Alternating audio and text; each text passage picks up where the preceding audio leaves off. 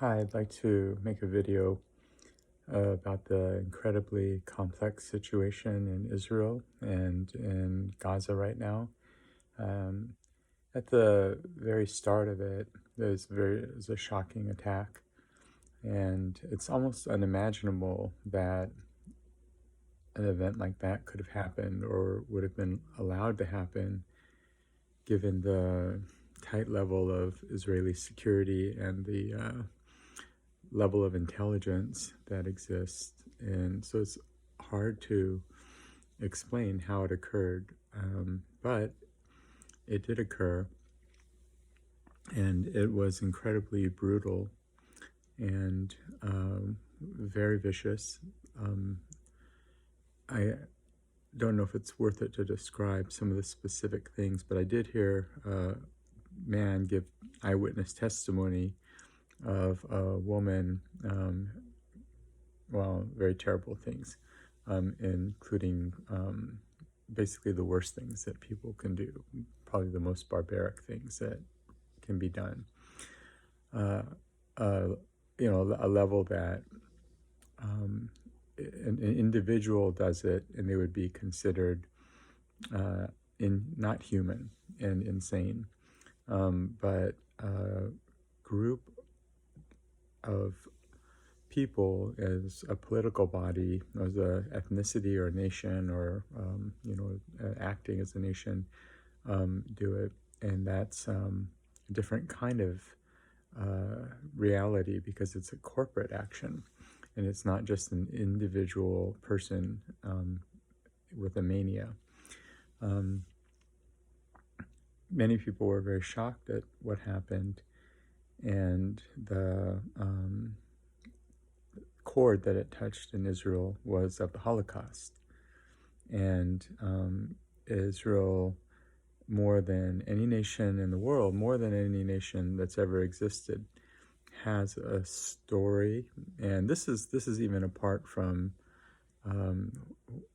aspects of it that more directly involve God and it would be more relevant to us. But even from the point of view of history, Israel has a history and a story that it's very deep and dramatic and unique in all the world. And the meaning of what it means to be Israeli is probably deeper in terms of emotion and significance than anywhere else. And for people who live in Israel, they are a country that has in their memory still the threat to their entire existence. So it was quite probably the deepest thing that has ever happened and since World War II. And very directly related to World War II for a lot of people. When Israel began the attacks in Gaza on Hamas, then at first the people who spoke out in favor of Palestine were roundly condemned, and they were met with terrible retribution and consequences. But then as Israel's, even though the bombing of the hospital turned out to not be true, that provoked people, and it was very successful in counter, I guess, in countering the truth and becoming terrorist propaganda. But it began to give steam to the view that there were the victims in this, that Hamas were the victims and the Palestinian people were the victims in this. And then as Israel began to bombard Gaza more and more, and even most recently this last attack in a refugee camp that probably likely did kill many people, maybe more than 50 people, including children, and it was not intentional, but they bombed and killed the terrorist leader, knowing that there would be other consequences, and there were, and anyone in the world who sees children die, or children crying about seeing their playmates, um, in bodies blown apart and things like that. Anyone would be inhuman not to um, deeply sympathize with that. And so the if you look on different places, different things are going. But I think everyone can see that there's a large groundswell of support, and especially among younger people um, who don't really know what it is they're supporting. I think there's an instinctive reaction, and knowing that the Palestinians are the underdogs, just like the poor people would be the underdogs, or the minorities would be the underdogs, or in any sort of marginalized group, right or wrong, they identify with the Palestinians, even though the Palestinians, as Islamists, they would roundly reject or imprison or do a lot of terrible things to those people who are supporting them, and claim this affinity with them. But in reality, they don't have any affinity, but they do match in terms of being a popular cause to support and having that kind of characteristic. The thing that is of importance, though, maybe to understand a couple of things. One of them is this is the world maybe on the precipice of becoming very polarized. Maybe this moment right now, it's a little like the start of World War I, where a simple assassination of an archduke by a single person with a political motive set off a string of events that resulted in the most unimaginably horrific world war, and that led to the Second World War that created unimaginable suffering. You could even attribute Stalinization of Russia and all the things that happened in China, and as a result of these two world wars shaping the world, maybe 100 million people died as a result of perhaps events set in motion by this one person assassinating someone else. And the nature of the events right now, they seem to have that same kind of unpredictable momentum, like where quarks or whatever, those like particles in physics, they act in a certain way, and there are these interactions that can't be predicted maybe, but there are familiar things happening. One of the most dangerous is that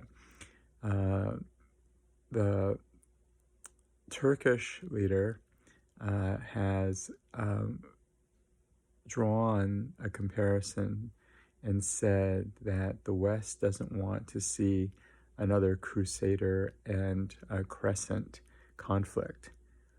And that gives an indication. He's spoken publicly about this very passionately, and that gives an indication that these events, and as some of our friends in Muslim countries are witnessing firsthand, that these events could cause the world to line up on two sides. Basically, it will be the supporters of Israel and the supporters of Islam, or of the Palestinians, or of that counterpoint. And it's not just about Israel. It also, as the Turkish leader indicated, it's really the cross and the crescent. And this fault line exists, and it is probably the most volatile fault line in the world. because it crosses so many countries. Uh, Only Japan, is one of the major countries free from it. But every country in Europe is filled with Muslim people. Many countries in Southeast Asia, Indonesia, Malaysia, and as countries that we're also involved in, and really, throughout the whole Middle East, and then there's Central Asia as well. Even in Russia, you might have seen there was a mob in Dagestan ready to attack Israelis who deplaned off a plane coming from Tel Aviv, and that was in Russia. Um, it's a little easy to get lost in this situation as well. And the sympathy for the people in Palestine and those people who are suffering the bombardment, when you see the casualties, it seems very inhumane what's happening. And then you might think, yes, but what is it in reaction to? And then you see clips of the concert and the people being slaughtered in the kibbutzes, and you realize that there were all those people who were brutally murdered, and they were not in a military context killed, as are the people in Gaza suffering harm right now because of the military operation relating to Hamas. But they also are people trapped in a sense, because while it's true that a majority of them support Hamas, it's also a question of how much choice do they have given where they're at, and what kind of lives do they lead up to this point. And there are these other questions about, well, is it really Israel that is oppressing the people in Gaza prior to this bombardment? And in 2005, Israel pulled out of Gaza, and I remember that. And Ariel Sharon did that, Israeli Prime Minister, former general. And the Israelis who were settlers in Gaza didn't want to leave, and they had to be forcibly removed. And I think in that period of time, billions and billions of dollars have gone into Gaza from the United States, the United Nations, from Arab nations. And the people in Gaza have remained impoverished. And it's probably because that money was stolen or misused. And it isn't just Israel that is to blame for the plight of the Gazans or even the people in the West Bank. It is also their corrupt leaders, the corrupt leaders of the people in the West Bank and Gaza, who have looted those people they were supposed to help, and have caused a lot of this misery. And it's incredibly complex, and there's really only one resolution, for me at least, and it can't really be to be inflamed by the things I'm seeing, because you can see two sides, and one side will seem right and another side will seem right, and both sides are wrong. And I guess you could say that this was sort of like the Civil War, when you had mothers and fathers on both sides sending their children to the battlefields, and their children dying, and inhuman and cruel things were happening, and people were fighting against each other. And it's very, very incomprehensible how to understand these things by logic or history or emotion or any of these things. And I will tell you what I felt like I understood when some of these things were happening, uh, and I had different reactions.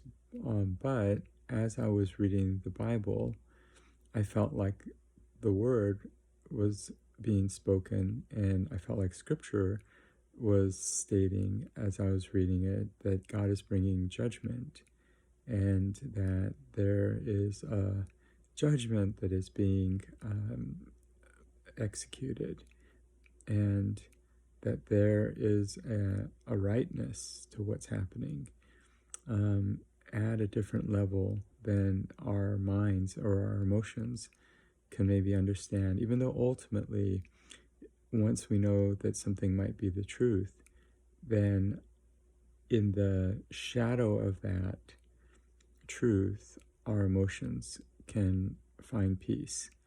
And so it is something that maybe each of us should be doing, to be seeking God and to be listening to the Word and listening for His voice. Because in all of these different factual scenarios, all these positions and all these counter points, and all of this chaotic bazaar of human truth and reality, that there is something higher above us that we have to seek and settle on, and ultimately we can only be guided by that. And it's important to note the seriousness of this situation, and this is different because it started off. Anytime anything is about Israel, that's significant, it's important, but this is starting to cleave the world between two very major factions that involve almost all of the world, even more than world wars have, but not like, not like those, but with a more, there is an apocalyptic aspect to this, because part of what Hamas believes is not that they want to free Palestine, but Hamas and the Iranian regime, they believe in an apocalyptic vision, where they're bringing in the second coming, and that is, from the Muslim point of view, what is happening. And so we need to know not just our reaction to news or events, but we need to seek the voice of God.